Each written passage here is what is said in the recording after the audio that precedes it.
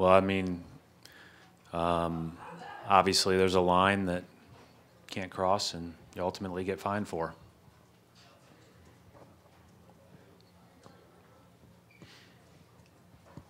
So that, I mean, that's my reaction to it. I mean, obviously, I think that if he could take it back, he would.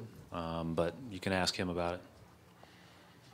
Brad, Dan Roach from WBZ. Just your thought on the challenge, the opportunity that these guys have tonight with this now coming off the Washington, the two there.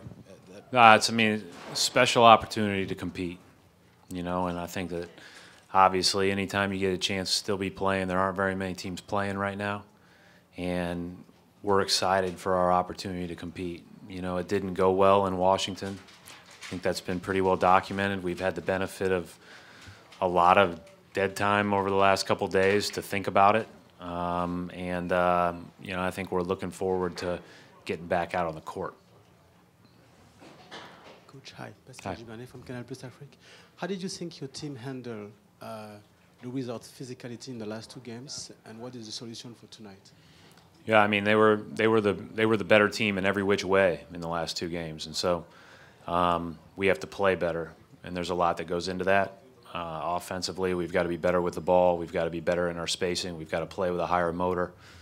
Defensively, we've got to be, first and foremost, we've got to take care of the ball. So it goes back to offense so that we don't put ourselves in disadvantaged breaks like we were over and over and over. As I said earlier today, like it felt like for a good majority of the last two games, those guys are playing 3-on-2 or 2-on-1, or sometimes Wall blows by you all and plays 1-on-0.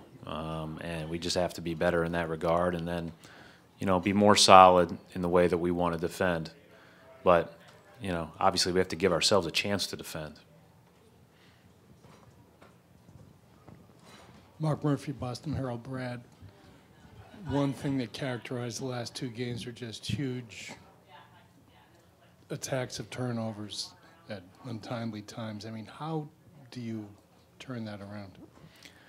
Well, we really worked on, if we're wearing white, make sure to get it to the guy in white. If we're wearing green, try to make sure to get it to the guy in green. I can never keep up with what we're going to wear game to game with all these different jerseys we have. But no, they're very conscious of the ball, and they've done a great job of being conscious of the ball. And we have to be better in our cuts. We have to be, like I said, we have to play with a higher motor in our cuts. And we have to attack in some unique ways. And so they're doing, they did a good job with that stuff. And their length and athleticism was a real factor in the last two games. And we got to do a better job of using the whole court to at least manage that. Coach, no, well established that you guys are always going to shoot a lot of threes, but other times, either in a run or just in a game where you'll call for something that goes to the basket, for something that goes to the post, or is it always just kind of in the flow of play? If it ends up being a three, it's a three. Everything we run would be a layup option first. I mean, and anytime that you can get an angle at the rim, you want to try to get that. You know, the problem is the other team tries to take those away. And so ultimately, the next thing, right, if you don't have an angle at the rim or you don't have an advantage where you can score over somebody, which, you know, as you get deeper into this is tougher and tougher to find, then it's to spray it out and either attack again and get back in the paint or shoot the three. And our offense has been really good this year because of our ability to attack the paint but then spray it out. And, you know, there's different ways to do it, you know, whether it's by the drive or if they're loaded up on the drive by the cut. If they're loaded up on both of those by throwing in the post and then cutting, which we've been good at. So, you know, we'll try to exhaust all of those. Coach Bob Schron, the Citizen, could you talk about the rebounding of your team and how important that is in terms of establishing a dominance? Yeah, I mean, I think that's the thing that probably was gone or wasn't as much discussed was they got a couple of critical rebounds early in that third quarter run. where we had position, and we got to do a better job of getting the ball and making sure that we give ourselves our best chance of getting the ball. But, you know, hey, we talked about it too, about there's going to be times where we're smaller, and that's why we have to battle for every rebound. And it's a lot like, you know, the Bulls series from the standpoint that, you know, if we're in the mix in games, I feel good about our chances if we take care of the ball. If we're turning it over and getting out rebounded, we don't have a shot, as most teams wouldn't. Brad, Steve Belpat, Boston Herald. In the playoffs, when the intensity gets ratcheted up, is there difficulty at any point with players wanting to match physicality, et cetera, but not losing poise? You know, just wanting to play tough, but not. I'm sure there is. I haven't seen it from the standpoint of I feel good about our approach. I feel good about you know, our ability to stay in the moment. We didn't play well in those couple of runs, but you know, I haven't seen that necessarily very much. Obviously, Game 3 got chippy, but you know, for the most part, in the first 4 games. You know, both teams have been playing hard and competing. You know, they outplayed us the last 2 games. Brad, Chris Gasper, Boston Globe. I asked you back in the Bulls series about, you know, having a deep roster and a lot of possible combinations, and you said we just have to find the right one for this series, and you did. Do you feel like you found the right one for this series in terms of the starting lineup?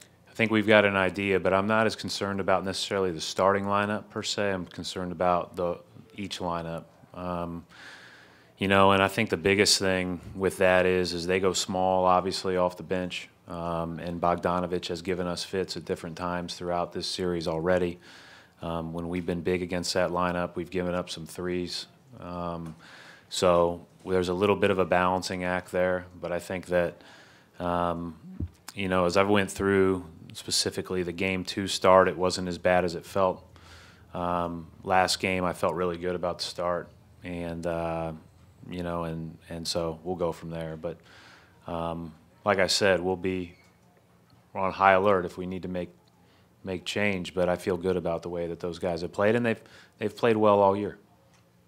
Coach Mark D'Amico, Celtics.com. As the series gets further and further along, and the games become more and more important, what is the key to playing free basketball and not playing with any pressure? Yeah, we're playing basketball. You know, I think that if anything, we got a dose of perspective, unlike many of us have been through as part of a team in the last month. And so we're getting ready to play a basketball game. We're putting everything we got into it. It's a basketball game, and we're going to give everything we have to try to win it. There's 2 teams out there. Both teams play like that. Both teams find great joy and passion in playing this game that they've played since they were kids. They love to play it.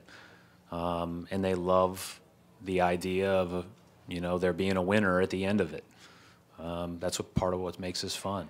But I think that, you know, when you're in the true, like, competition, I think there's nothing more fun than that for the guys that are out in the court. You know, all those guys on both sides are special in that regard. Thank you.